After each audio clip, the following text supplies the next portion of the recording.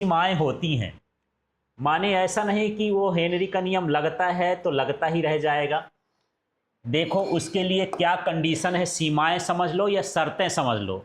ठीक है, पहला तो गैस का दाब बहुत अधिक नहीं होना चाहिए। ज़्यादा दाब लगाओगे हेनरी का नियम काम करना बंद कर देगा।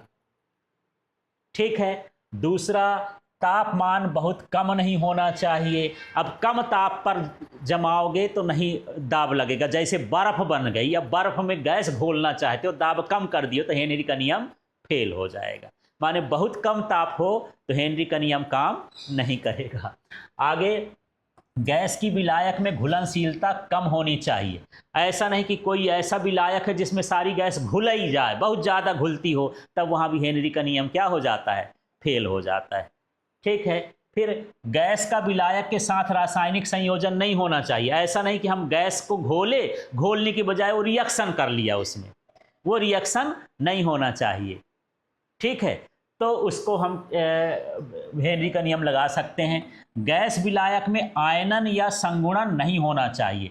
माने दो आयन, माने यह टूटना ना चाहिए। जैसे NaCl है, यदि हम इसमें लगाएंगे तो Na+ और Cl- अलग हो गया, आयनन हो गया, तो हेनरी का नियम नहीं लगेगा। या दो तत्व आपस में, दो अणु आपस में जुड़ के बड़ा अणु बना लिए, तब भी हेनरी का नियम नहीं लगेगा।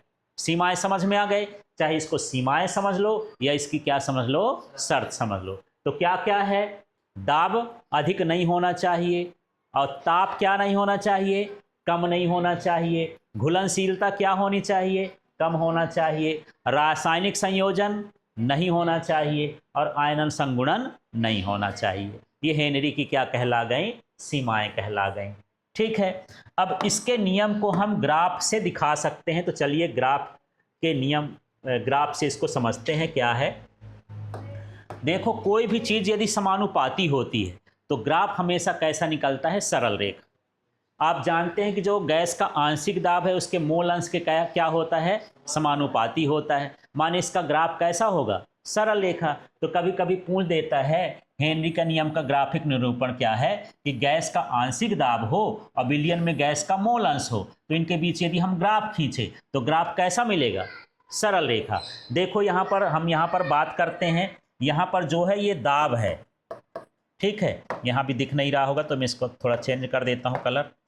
हाँ, ये यहाँ पर क्या है, दाब, गैस का आंशिक दाब, और ये क्या है, मोल अंश। ये बता रहा है कि जब दाब इतना था तो मोल अंश इतना था।